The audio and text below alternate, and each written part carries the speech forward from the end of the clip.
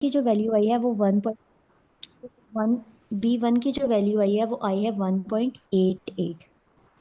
हाँ जी। ठीक हो गया। तो मतलब ये कि जब आप हार्डवुड की कंसंट्रेशन जो है वो 1% इंक्रीज करोगी ना, तो स्ट्रेंथ जो है वो 1.88 टाइम्स इंक्रीज होगी। ठीक है, 1.88 को 1 से मल्टीप्लाई करो तो 1.88 ही आएगा। ठीक है। और जो 143.8 है वो उसकी बेस स्ट्रेंथ है, इतनी उसकी रहेगी वो रहेगी हर सूरत।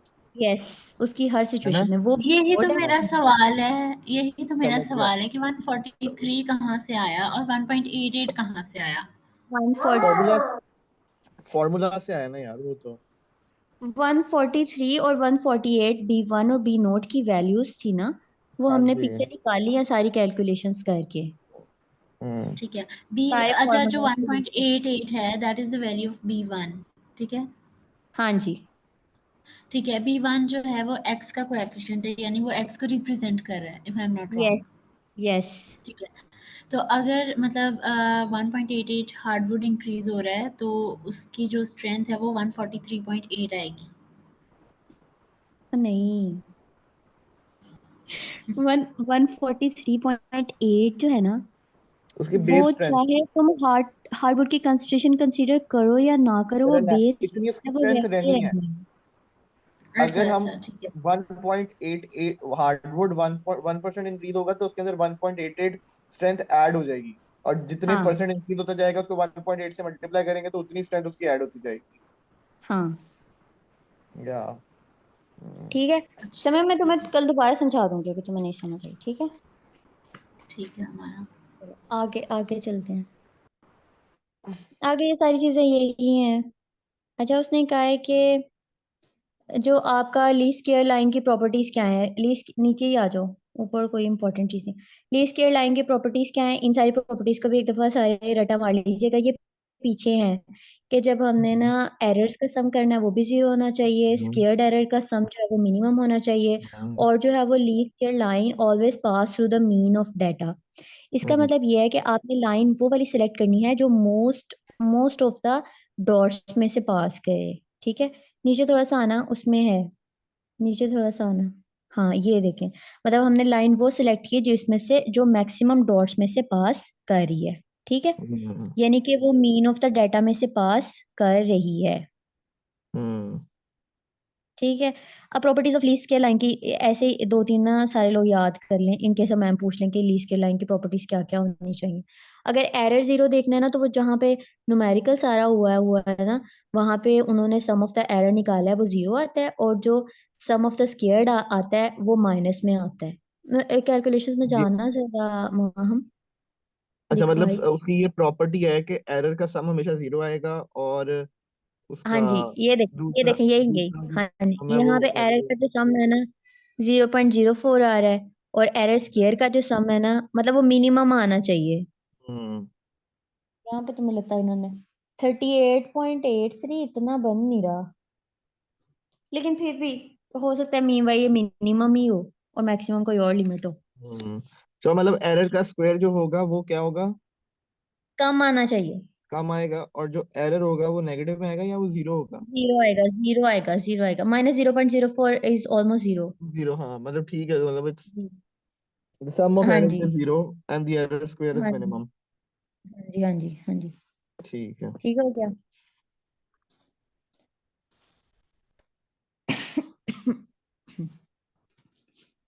अच्छा, उसके बाद precision of estimators B naught and B1। Hmm. अच्छा, अब आपने अंदाजा लगाना है कि आपका डाटा जो है वो प्रिसाइज है या नहीं है। तो उसके लिए जो है हम्म। वो स्टैंडर्ड एरर फाइंड आउट की जाती है। स्टैंडर्ड एरर का आगे फॉर्मूला भी दिया हुआ है, लेकिन ये भी शायद याद नहीं करना, मोस्ट प्रोबेबली। अच्छा, हाँ, लेकिन ये बट है कि आप अपन, ना सबका एक ओवरव्यू दे, ताकि कोई पता नहीं पेपर में क्या चीज आ जाए, स्टार्ट वालों का कोई भरोसा नहीं है। ये भी है, चलें एक दफा हाँ कर ही जी। लेंगे। हम्म। तो ये फॉर्मूलाज वही हैं जो हमें मतलब रटने ही पड़ेंगे, बता के भी फायदा नहीं होना। सर, कोई और मेरा आपसे एक सवाल है। हाँ जी जी जी, हाँ जी। पूछो। मुझे उसकी जरा नहीं समझ आई, ये जो इंटरप्रिटेशन वाला है ना, मैं अभी तक उधर ही अड़ी हुई हूँ। वो इंटरप्रिटेशन ना वाला वो मैं लाइव समझा दूंगी लिख के, आपको अब शायद समझ ही ना आए ऐसा कॉल पे बताने का। यार, उसकी सिर्फ एक चीज याद रखो, जो रिलेशनशिप है ना हम्म। डिपेंडेंट और इंडिपेंडेंट वेरिएबल का, उसको जहन में रखो। उसने कहा है कि जो हम्म। डिपेंडेंट वेरिएबल है वो इंडिपेंडेंट वेरिएबल्स के ऊपर डिपेंडेंट है, right? I hope it's not ठीक कंफ्यूजिंग, है। बट या। तो अब उसमें इस तरह है कि वो ये कहता है उसमें कि जो बी नॉट है ना, जिस तरह हमारा ने हमें समझाया है, बी नॉट जो है उसकी बेस स्ट्रेंथ है, यानी कि इतनी स्ट्रेंथ उसकी होनी होनी है, ठीक है। विदाउट विदाउट एनी इफेक्ट ना। अब हमारा मैं ठीक कह हाँ रहा हूँ जी। ना? जी जी। हाँ, अब मतलब बी नॉट उसकी बेस स्ट्रेंथ है। वो हर सिचुएशन में मिनिमम इतनी कह लो कि उसकी मिनिमम स्ट्रेंथ इतनी होगी होगी। जो बी वन है, वो फैक्टर है जो कि हार्डवुड की कंसंट्रेशन चेंज होने से जो उसके अंदर चेंज, मतलब जो उस पे इम्पैक्ट करेगा, यानी कि अगर 1% हार्डवुड जो है वो उसका वो कंसंट्रेशन इंक्रीज होती है, तो उसको हम 1.88 से मल्टीप्लाई करेंगे, जो आंसर आएगा उतनी उसकी स्ट्रेंथ बेस स्ट्रेंथ में ऐड करके तो उसकी वो टोटल स्ट्रेंथ आ जाएगी। इसी तरह अगर वो 2% करते हैं, 3% करते हैं, तो डेफिनेटली वो इंक्रीज होती जाएगी और वो उसकी बेस स्ट्रेंथ में ऐड होती जाएगी। सो 143.8 वही रहेगा, बट 1.8 जो हार्डवुड की कॉन्सेंट्रेशन है उसको 1.8 से मल्टीप्लाई करेंगे, और वो जो आंसर आएगा वो आपको उसके फिर आगे टोटल दे देगा स्ट्रेंथ। ऐसे ही है ना हमारा? जी जी बिल्कुल ऐसे ही है। सो लाइक 1.8 जो है वो बेसिकली जो कर रहा है, इम्पैक्ट कर रहा है उसकी स्ट्रेंथ को। आप कह सकते हो कि वो उस पे वेरी कर रही है, जो उसका कह लो कि बी वन जो है वो उस पे वेरी करता है आपकी स्ट्रेंथ जो है सारी की सारी। हाँ जी। तो यानी ये कि जो स्ट्रेंथ। लिखा हुआ है कि 1.88 with 1% increase in amount of hardwood, what is this? कि मतलब हम्म। ये कंफर्म है कि हमेशा 1% ही इंक्रीज होना है? और नहीं नहीं नहीं, उसको सिर्फ नहीं नहीं। वो इक्वेशन है ना, उसको समझाने के लिए लिखा है कि अगर हाँ मेरी जी। 1 यूनिट अच्छा। हार्डवुड इंक्रीज होगी ना तो स्ट्रेंथ जो है वो 1.88 टाइम्स इंक्रीज होगी। अगर मेरी ये 2 यूनिट हाँ हार्डवुड इंक्रीज होगी ना तो टू हाँ, हाँ यूनिट जी। 1.88 मल्टीप्लाई होके उतनी स्ट्रेंथ इंक्रीज होगी। ये ऐसे ही है जैसे हमने कोई ट्रीटमेंट प्लान लगाया बनाया ना, कोई कोई स्टडी बनाई हमने, उसका ट्रीटमेंट प्लान बनाया, उसके अंदर हमने कहा कि हम हार्डवुड लिया है, हमने एक हार्डवुड लिया है, उसमें 10% इंक्रीज है कॉन्सेंट्रेशन, एक हार्डवुड 20% है, एक हार्डवुड 30% इंक्रीज की है उसमें कॉन्सेंट्रेशन हार्डवुड की, कोई हमने ये अगर हमने इस तरह का हम्म। कोई ट्रीटमेंट प्लान बनाया, तो वो जो 10 20 30 है उसको हार्डवुड की जगह रखेंगे, उसको 1.8 से मल्टीप्लाई करेंगे, जो आंसर आएगा उसको स्ट्रेंथ के साथ ऐड कर देंगे, बेसिक स्ट्रेंथ के साथ, तो आपको टोटल स्ट्रेंथ आ जाएगी। बिल्कुल। ठीक है। ठीक है। चलो हमारा उधर ही पहुंचे जहाँ से आगे हम केवल। प्रिसिजन, हम्म। हाँ स्टैंडर्ड एरर हमने देख लिया था। हम्म।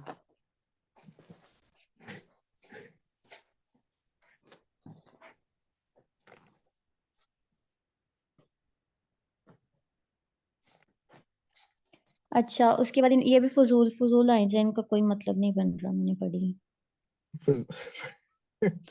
सही है सही है। आगे आगे। स्टेप 3 आ गया। ठीक है। अच्छा स्टेप जी। टू में ना, स्टेप 2 में अब पता चल गया हमने रिग्रेशन लाइन कर ली है। ठीक है। हमने उनका हम्म। रिलेशनशिप बना लिया है। सबसे पहले हमने ग्राफ ड्रॉ हम्म। किया था।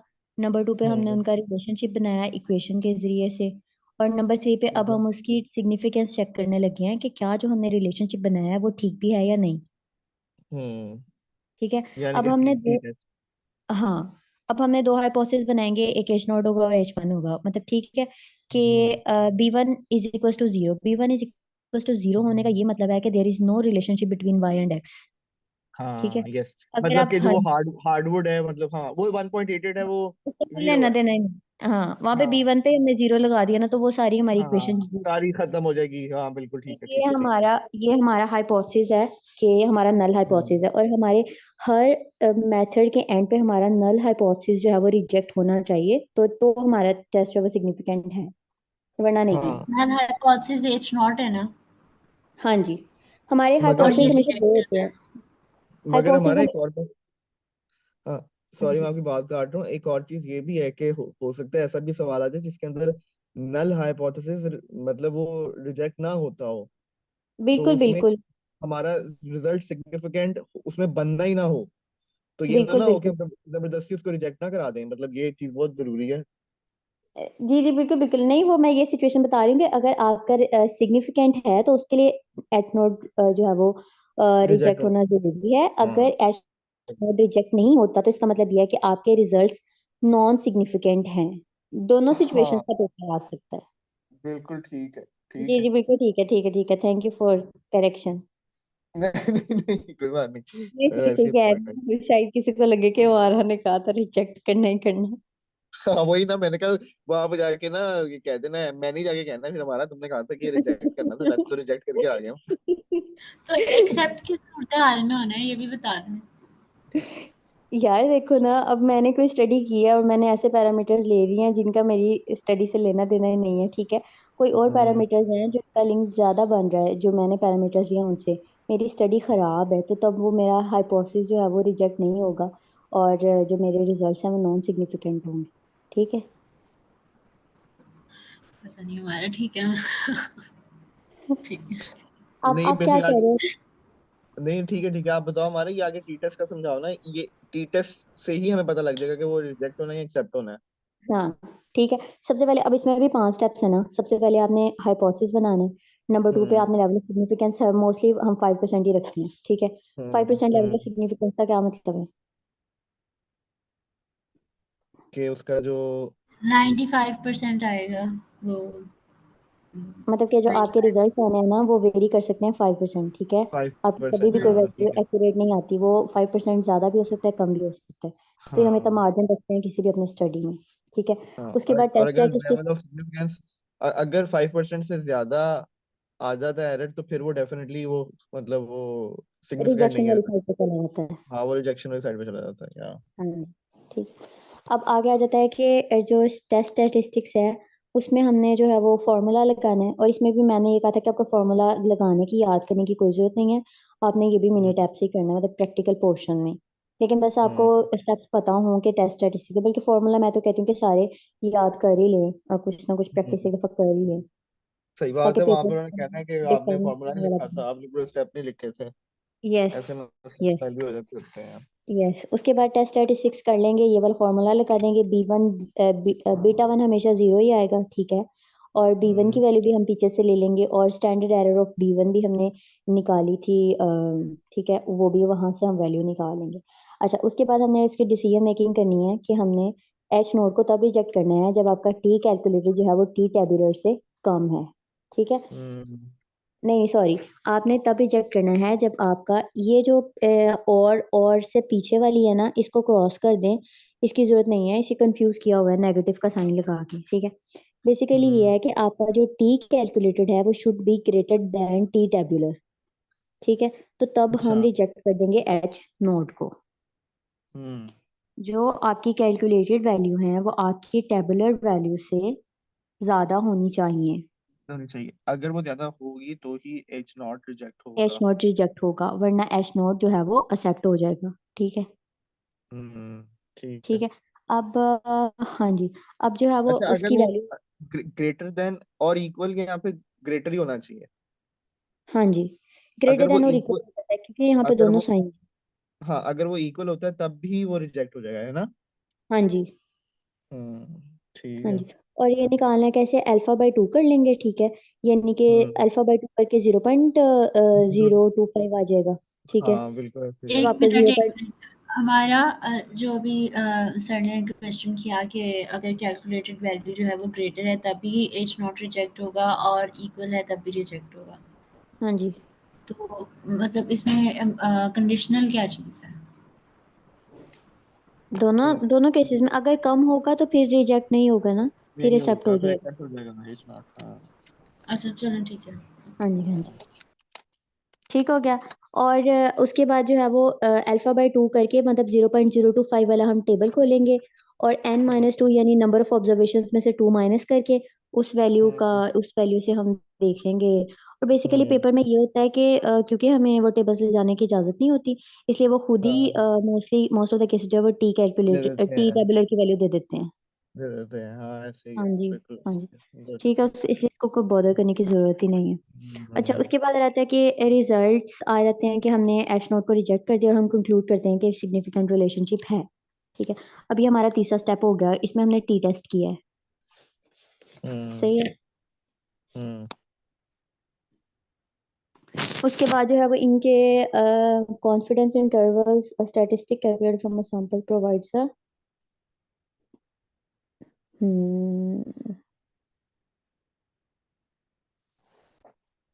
अच्छा, अब उसने कहा है कि कॉन्फिडेंस इंटरवल्स हम निकाल सकते हैं। कॉन्फिडेंस इंटरवल्स का मतलब ये है कि जो आपकी 5% टू 5% जो वेरी कर रही है ना, आपके रिजल्ट्स ऊपर नीचे हो सकते हैं। थर्ड लाइन में उसने कहा है कि estimated value from the sample is typically different from the value of the unknown population parameters. ठीक है, तो इसलिए हमने 5% का मार्जिन रखा था, क्योंकि हमारा सैंपल हमेशा हमें जो है वो पैक्ड रिजल्ट्स नहीं देता, और वो पॉपुलेशन को रिप्रेजेंट तो कर रहा होता है, लेकिन 5% एरर के चांसेस होते हैं ऊपर नीचे होने के। ठीक है, इसके लिए कॉन्फिडेंस इंटरवल निकालते हैं। Based on the sample estimates, it is possible to calculate a range of values that with the designated likelihood includes the population value। ठीक है, अब population value के estimate लगाने के लिए हम एक range set कर सकते हैं कि हमारे sample से ये value आई है, तो population से इस range में value आ सकती है। Such a range is called a confidence interval। अब आगे उसने निकाला है confidence interval 95% confidence interval for B1।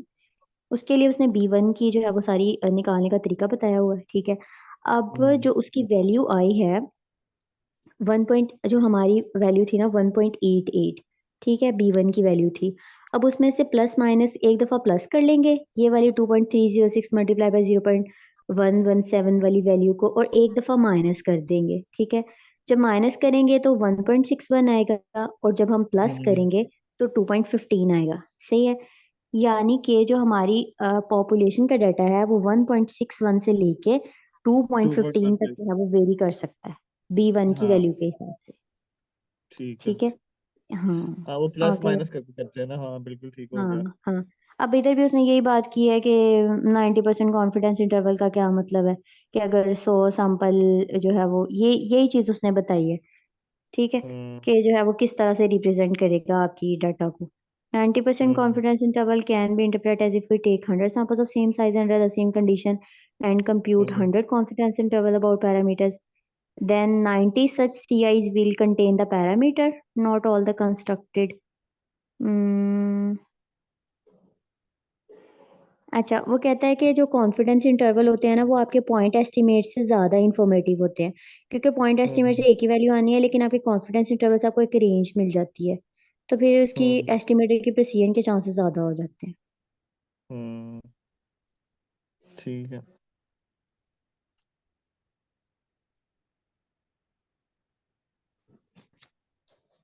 आगे आ गया है,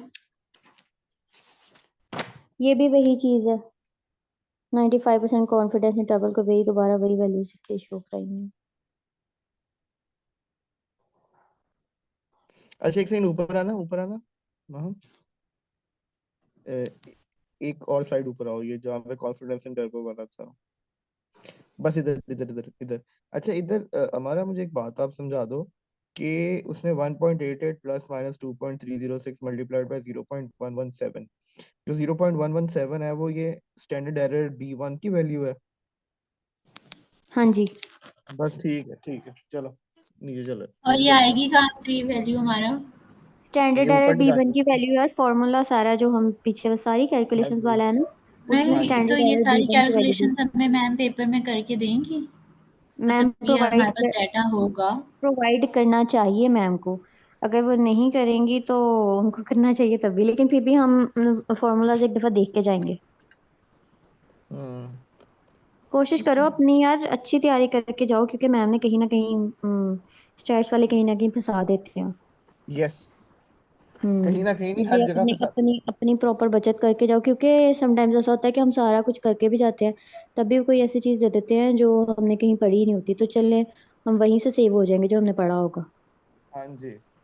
मतलब इस बात का आपके कहने का मतलब ये है हमारा कि हम सारे फॉर्मूलाज याद करें, इफ आई एम नॉट हाँ, रॉन्ग। मेजर मेजर या अब मेजर में कौन-कौन से आते हैं?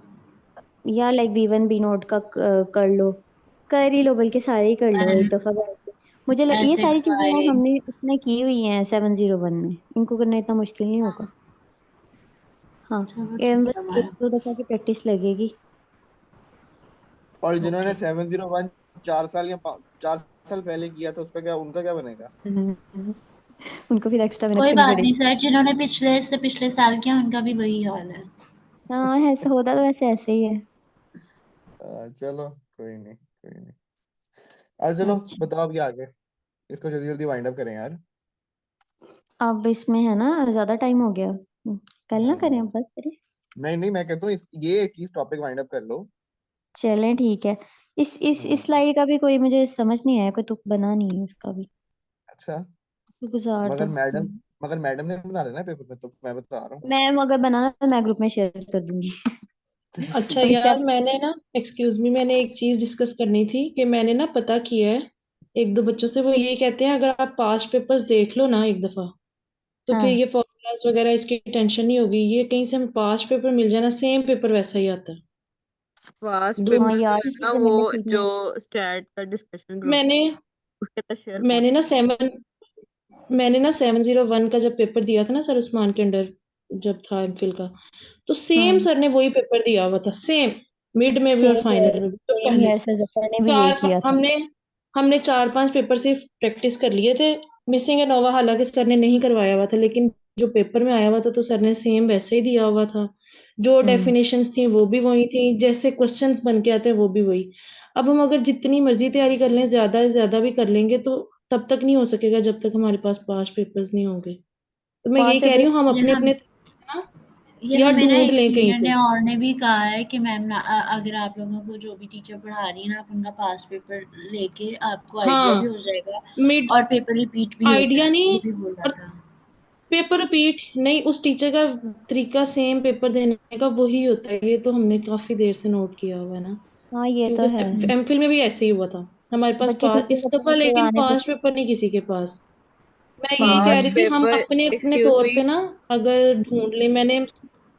फास्ट अच्छा पेपर उसका भी। ऑलरेडी हाँ शेयर जी हाँ हो जी। चुके हैं मेरे ग्रुप में। हैं कहाँ पे हाँ हैं? जी, मैं कहाँ कब पे से हैं यही हम, तो कहाँ कह पे रही हैं हूँ वहाँ? नहीं सर। आए।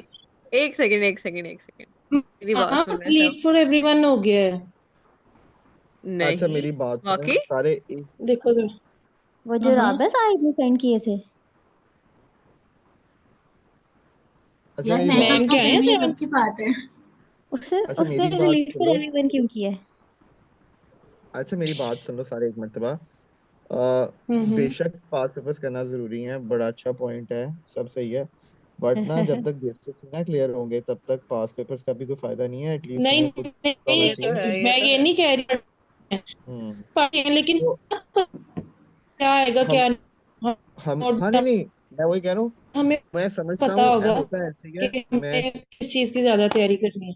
मैं खुद सिस्टम का हिस्सा रहा हूँ, मैं चीजें वो ये समझता हूँ, होता मगर है कि पता मिस, अब लास्ट टाइम था ना हमारे पास 4-5 पेपर्स थे। हम्म। हम्म हम्म हमारे पास ना 4-5 पेपर्स थे, हमने उनकी की हम्म। प्रैक्टिस कर ली थी, तो हमारे ए ग्रेड आ गया था, यानी कि सर ने सेम वैसे पेपर ओके, उठा के दे दिया, फिर ना ओके। अब ना टेंशन थी ना कुछ नहीं।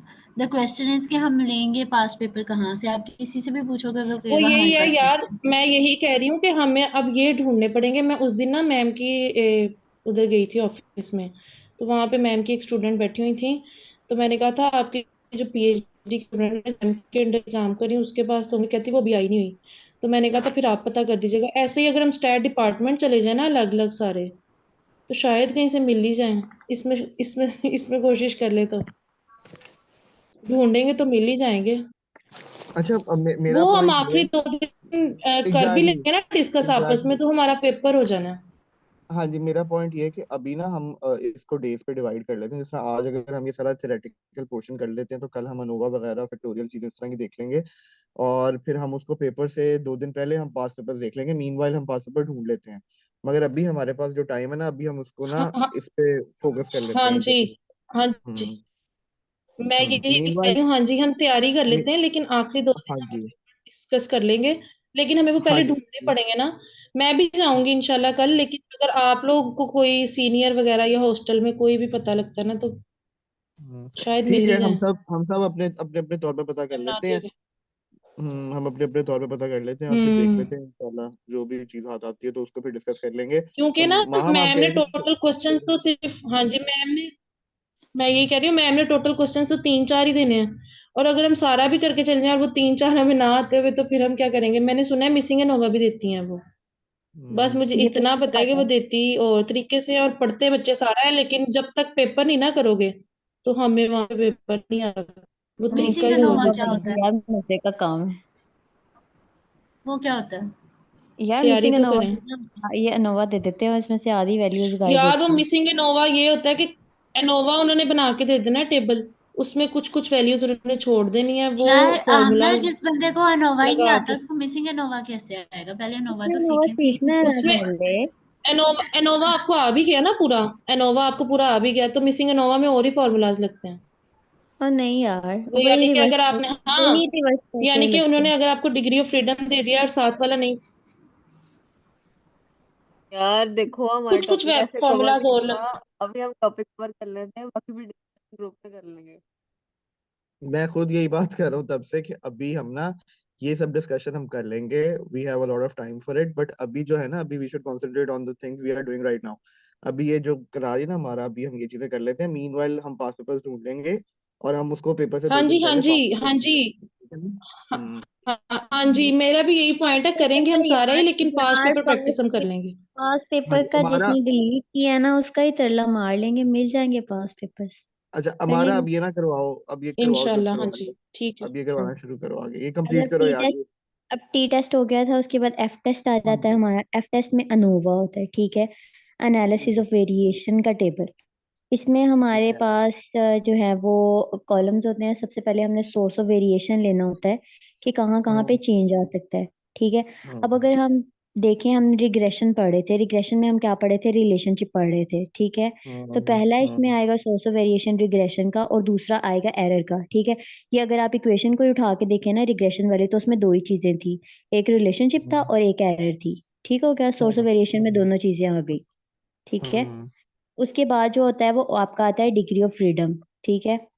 Degree of hmm. फ्रीडम जो है वो हमने रिग्रेशन की निकालनी होती है T-1 से, ठीक है।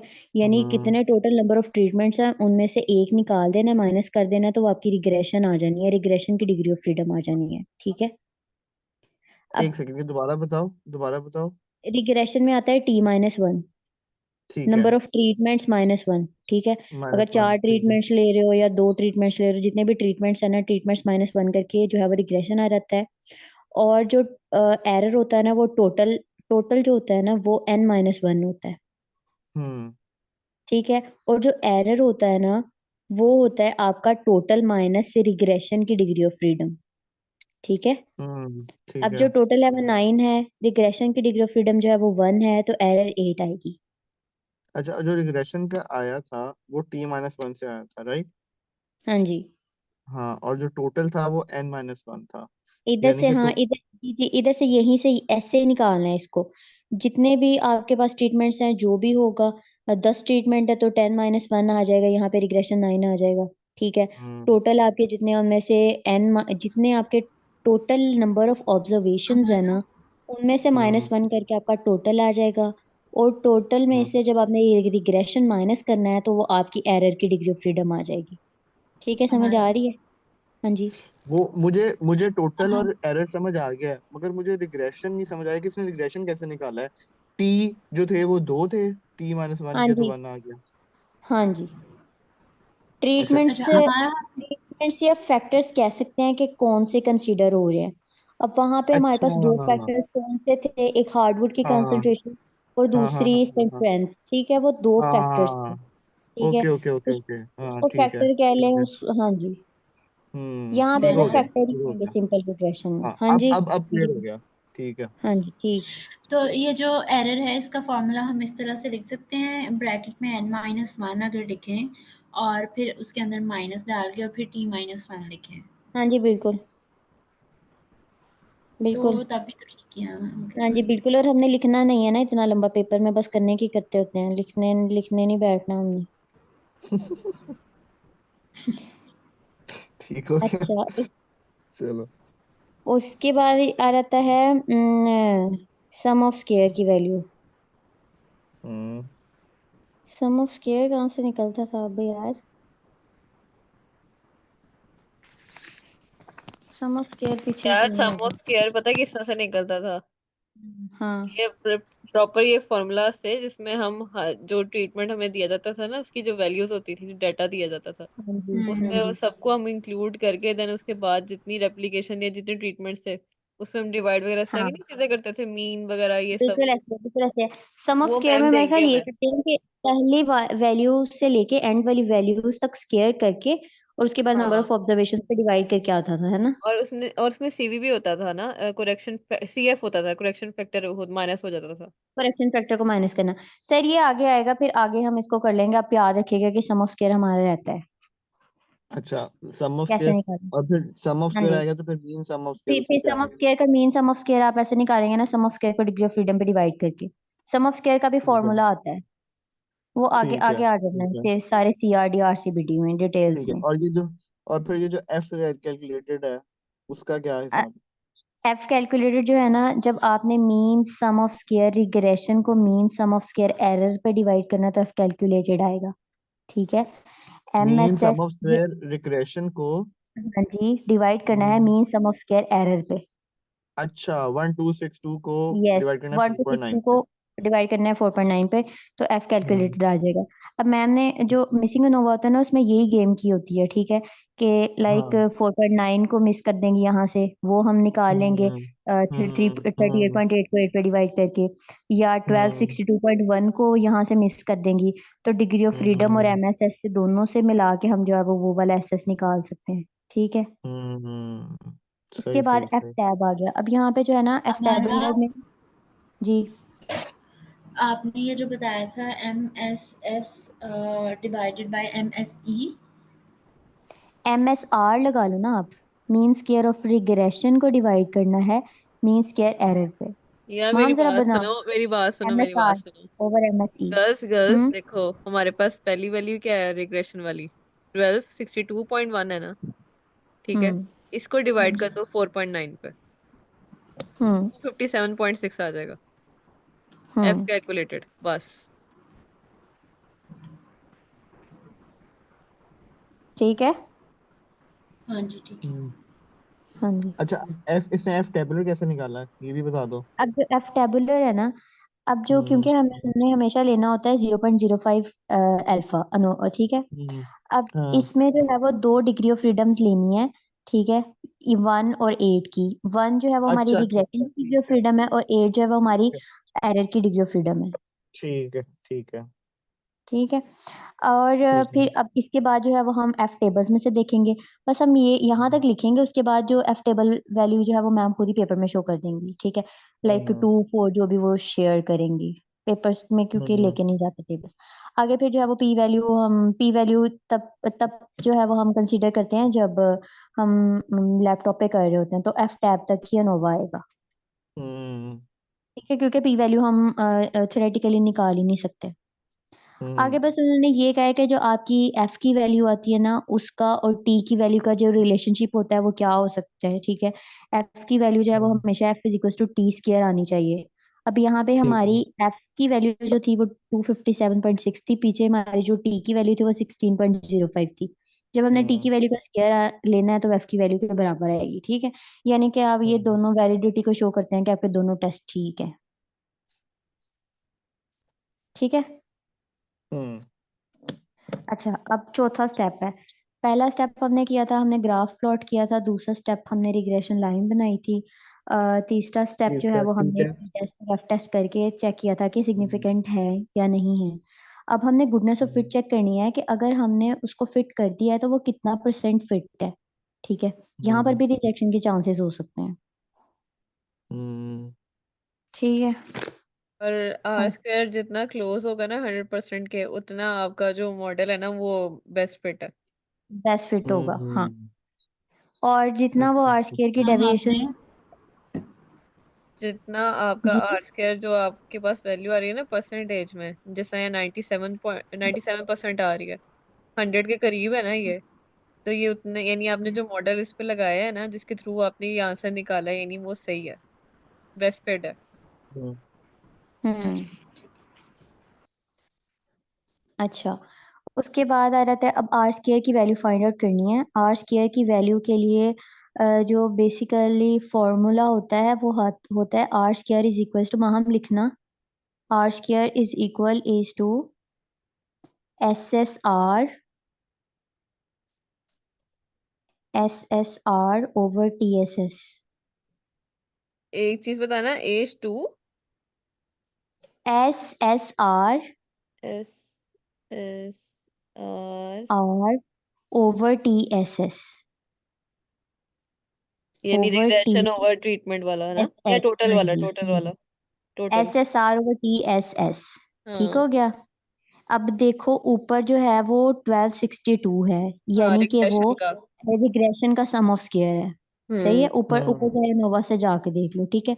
और जो नीचे वाला है ना 1300, वो टोटल का सम ऑफ स्क्वायर है। जरा ऊपर वो टेबल पे भी लेके जाना ना, क्लियर कर लो वहां से भी, टेबल पे लेके जाओ। हाँ ये देखो फॉर्मूला लिखा रहने दो। ये जो रिग्रेशन वाला है ना 1262.1, ठीक है, ये SSR है, ठीक है। और जो 1300 है ना वो TSS है, टोटल का सम ऑफ स्क्वायर है, ठीक है। तो अब यहाँ पे आपने SSR को TSS पे डिवाइड करना है, तो आपका आर स्क्वायर आ जाएगा। Got it? चलो सही है, ओके हो गया। नीचे आ जाओ आप, फॉर्मूला लिख लो, ये फॉर्मूला लिख लो, ये शायद इस पे नहीं है।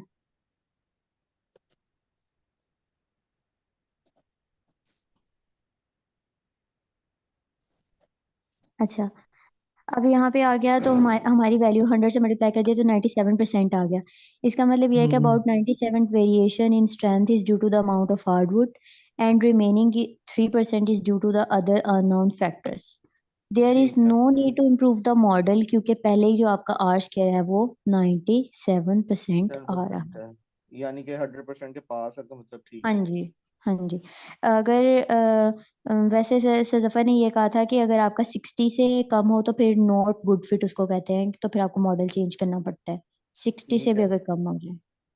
ठीक है। अच्छा अब उसके बाद जो है वो स्टेप 5 है, उसमें क्या कह रहा है वो, एस्टिमेशन इन रिग्रेशन। अच्छा अब आप जो है वो एक्स की कोई भी, जब आपने रिलेशनशिप एक बना दिया तो आप एक्स की किसी भी वैल्यू पे स्ट्रेंथ फाइंड आउट कर सकते हैं। आपके पास एक वैलिड इक्वेशन आ गई है, ठीक है, सही है। अब मैं यहाँ पे एक्स की 23 लगाऊं या मैं 25 लगाऊं या जितनी भी लगाऊं, तो मुझे उससे पता चल जाना है कि स्ट्रेंथ कितनी चेंज होनी है। अब ये क्योंकि मेरे पास मोस्ट वैलिडेटेड इक्वेशन है, मैंने देख लिया कि मेरा जो है वो उसका टी और एफ से भी पता चल गया कि वो मेरा मॉडल जो है वो सिग्निफिकेंट है। आर स्क्वायर ने भी ये जो है वो प्रूफ कर दिया। तो एंड पे जो है वो अपनी इक्वेशन को यूज कर सकती हूँ एक्स की किसी भी वैल्यू पे वाई को एस्टिमेट करने के लिए, ठीक है। तो the last step is predicting unknown value. अच्छा। चलो चलो चलो चलो चलो चलो चलो। अच्छा अब यही है कि रिग्रेशन जो है वो आपकी लीनियर भी हो सकती है, नॉन लीनियर भी हो सकती है। जो हम करके आए वो लीनियर थी, ठीक है। लीनियर में भी सिंपल थी। सिंपल में ये होता है कि आप एक डिपेंडेंट और एक इंडिपेंडेंट वेरिएबल लेते हो, और मल्टीपल में ये होता है कि एक जो है वो डिपेंडेंट होता है और आपके जो है ना वो इंडिपेंडेंट वेरिएबल ज्यादा हो सकते हैं इससे। जिस तरह X1 X2 X3 इस तरह। हाँ ठीक है। नॉन लीनियर रिलेशनशिप ये होता है कि जब आपकी कर्व टाइप बनती है, कहीं बढ़ रहा है और कहीं कम हो रहा है, वो नॉन लीनियर रिग्रेशन होता है। मतलब वही रिस्पॉन्स कर्व जिसकी मैम ने बात की थी एक दफा। अब आगे जो है वो हमारा ही मैम ने